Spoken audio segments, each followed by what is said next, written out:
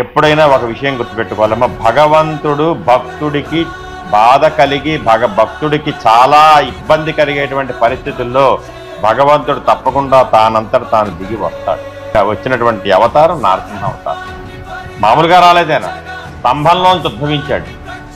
హిరణ్యకశిపుడికి ఒక శాపం ఉంది కదా, అటు మానవుడు అవ్వకూడదు, ఇటు నరుడు, అటు లేకపోతే జంతువు అవ్వకూడదు, అటు గుమ్మం మీద చంపకూడదు, ఇలా నేల మీద చంపకూడదు అని రకరకాల వరాలు పొందున్నాడు బ్రహ్మదేవుడి చేత.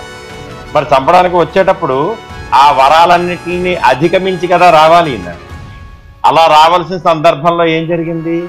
నరుడు కాకుండా, సింహం కాకుండా నరసింహస్వామి కింద, పగలు కాకుండా రాత్రి కాకుండా ఒక సంధ్యా సమయంలో, సాయంత్రం సంధ్యా సమయంలో, నేల మీద కాకుండా ఆకాశంలో కాకుండా గుమ్మం మీద. అందుకే సనాతన ధర్మంలో మన పెద్దవాళ్ళు ఏం చెప్తారంటే, ఒరే గుమ్మం మీద కూర్చోకూడదురా అంటారు.